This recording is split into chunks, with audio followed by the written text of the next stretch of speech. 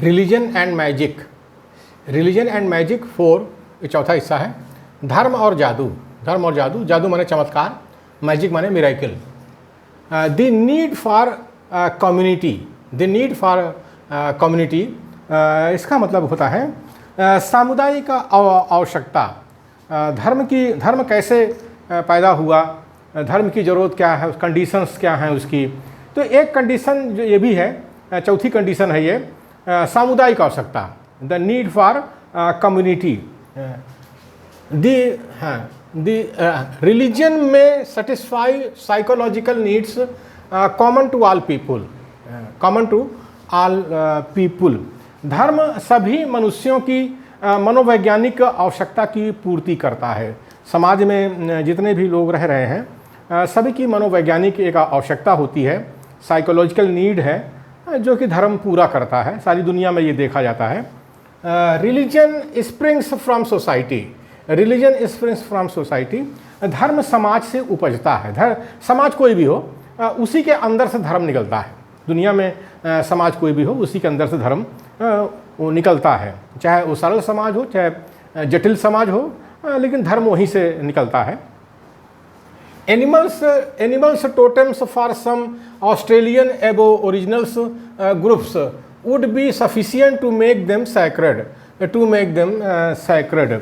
ऑस्ट्रेलियाई आदिवासी कुछ पशुओं को पवित्र मानकर उसे अपने नाम के साथ जोड़ते हैं, उसी को टोटेम कहते हैं। टोटेम मतलब सरनेम होता है। तो जो ऑस्ट्रेलियाई आदिवासी हैं वो कुछ पशुओं को पवित्र मानकर अपने नाम के साथ जोड़ते हैं। ये टोटेम भारत में भी देखा जा सकता है। जो भारत के आदिवासी हैं उनके नाम के पीछे जो होता है सरनेम जो होता है टोटेम बोलते हैं, वो होता है।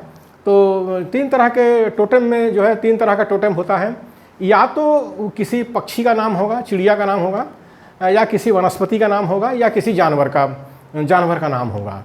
तो जिसको टोटेम कहते हैं उसको पवित्र मानते हैं। पवित्र मानते हैं मतलब उसका भक्षण नहीं करते, रक्षण करते हैं, उसका रक्षण करते हैं। और दूसरे लोग जो है उसका भक्षण करते हैं। तो इस तरह से हर आदिवासी किसी न किसी वनस्पति, किसी न किसी चिड़िया, किसी न किसी जानवर का वो रक्षण करता है और बाकी लोग उसका भक्षण करते हैं। तो प्रकृति में ये जो है रक्षण भक्षण का जो संतुलन है वो कायम रहता है। ये आदिवासी समाज से सीखा जा सकता है। तो टोटेम इसी को कहते हैं। टोटेम मतलब कि वो जो चिड़िया है, जो वनस्पति है, वो जो पशु है, वो उनके लिए पवित्र है, उसकी रक्षा करते हैं, रक्षण करते हैं। Types of super natural forces. Types of super natural forces, ये super natural impersonal force called mana after Malayo Polynesian name. Types of super natural forces का मतलब होता है अलौकिक शक्तियों के प्रकार। लौकिक माने इस दुनिया का, अलौकिक माने इस दुनिया से दूर, दूसरी दुनिया का। तो अलौकिक शक्तियों के प्रकार, जो दूसरी दुनिया की शक्तियां हैं, ऐसा माना जाता है कि दूसरी दुनिया की शक्तियां हैं हमारे ऊपर प्रभाव डालती हैं। तो वो कितने तरह के होते हैं, कितने टाइप के होते हैं, ये एंथ्रोपोलॉजी में पढ़ाया जाता है। एंथ्रोपोलॉजी में ये पढ़ाया जाता है। तो ये super natural impersonal force called माना, मतलब कि मलेशिया के आदिवासी पत्थर में देव की प्रतिष्ठा करते हैं।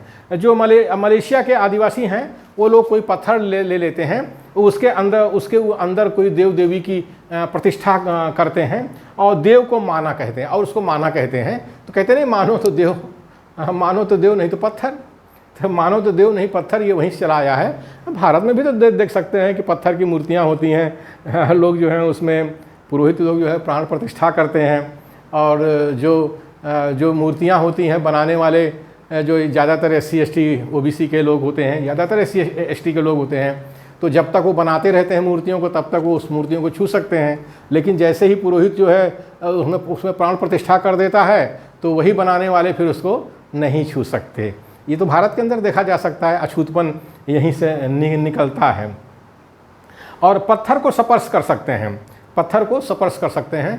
तो कुछ लोग पत्थर को स्पर्श कर सकते हैं जो माना को मानते हैं, और कुछ लोग नहीं कर सकते, जो हम भारत देश के अंदर देखते हैं। Objects persons are places can be considered taboo. इसमें यह है कि कुछ वस्तुएं व्यक्ति अथवा स्थान निषिद्ध होते हैं। कुछ वस्तुएं हैं, कुछ व्यक्ति हैं, कुछ स्थान हैं निषिद्ध होते हैं, मतलब वर्जित होते हैं, जिसको लोग नहीं छूते हैं। इनका स्पर्श वर्जित होता है। टैबू मतलब होता है इनका स्पर्श वर्जित होता है। वैसे भारत देश के अंदर भी देखते हैं, जो जिस महिला को कोई बच्चा पैदा होता है तो महिला को नहीं छूते हैं, बच्चे को नहीं छूते हैं, कम से कम 6 दिन तो नहीं ही छूते हैं। जैसा हर समाज का अपना नियम है कि 6 दिन नहीं छूते, कि 10 दिन नहीं छूते हैं, कि 40 दिन नहीं छूते हैं, लेकिन नहीं छूते हैं। तो वही कहते हैं कुछ वस्तुएं हैं, कुछ व्यक्ति हैं, कुछ स्थान हैं जो वर्जित होते हैं, निषिद्ध होते हैं, जिनको लोग नहीं छूते हैं, जिनका स्पर्श वो वर्जित होते हैं, वो तो होता है। ये भी धर्म का एक रूप है, समाजों के अंदर चला आ रहा है। हम तो अपने भारत देश में भी इसको देख सकते हैं कि जो नौ माता होती है, नवजात शिशु होता है, उसको सौरी में रखते हैं, सौरी बोलते हैं, एक अलग कमरे में रखते हैं और 6 दिन तक उसको नहीं छूते हैं। Super natural beings, super natural beings का मतलब हुआ, सुपर नेचुरल बींग्स का मतलब हुआ अलौकिक जीव। अलौकिक जीव मतलब जो जीव इस दुनिया का नहीं है, दूसरी दुनिया का है, उसको कहते हैं अलौकिक। लौकिक माने इस दुनिया का और अलौकिक माने दूसरी दुनिया का जीव। तो सुपर नेचुरल जीव हैं। Super natural beings fall within 2 broad categories, 2 broad categories, those of non-human origin such as gods and spirits, and those of human origin such as ghosts, ancestral spirits। ये 2 प्रकार के होते हैं। Super natural मतलब अलौकिक जो जीव होते हैं वो 2 प्रकार के होते हैं। अमानव मूल वाले, अमानव मूल मतलब जिनका मानव से कोई मतलब नहीं है, अमानव है मतलब मानव से मतलब नहीं है, वो दूसरी दुनिया के कुछ होंगे।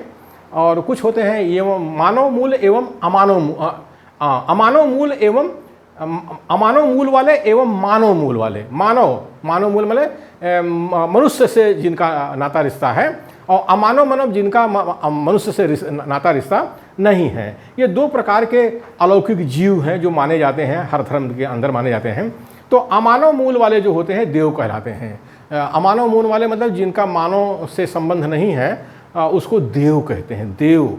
और मानव मूल वाले भूत प्रेत होते हैं, जिनको कि जैसे पुरखे मर जाते हैं, घर के लोग मर जाते हैं, कहते हैं भूत बन गए, पिशाच बन गए, डाइन बन गए, चुड़ैल बन गए। तो ये मानव मूल वाले होते हैं।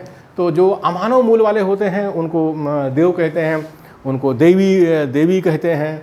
अब जैसे एक देवा वाले हैं, कहते हैं कि एक देव होता है, और जैसे बहुदेवा वाले होते हैं, कहते हैं कि ढेर सारे देव देवी हैं, 33 करोड़ देव हैं और 56 करोड़ देवी हैं। तो धर्म में ये ढेर सारे देव देवी, भूत प्रेत, पिशाच, ये सब जो है धर्म के हिस्से हैं।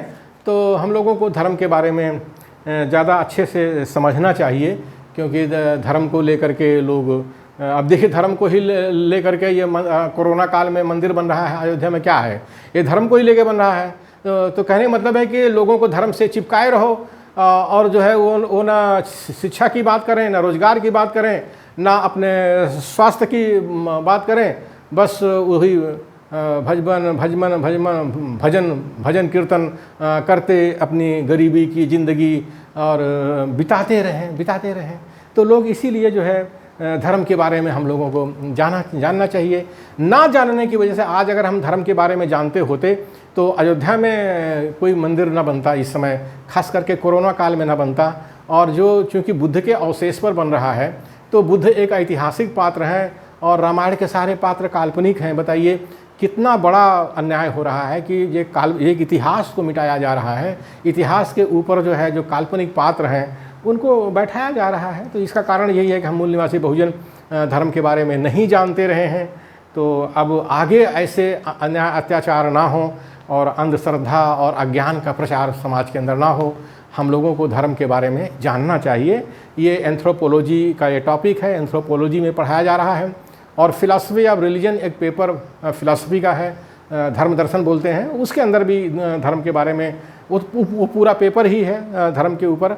तो हमारा ख्याल है वो ये हम लोगों को पढ़ना चाहिए। पढ़ने से हमारे समाज के अंदर जो अज्ञान है, अशिक्षा है भारत देश के अंदर, ये दूर हो जाएगा।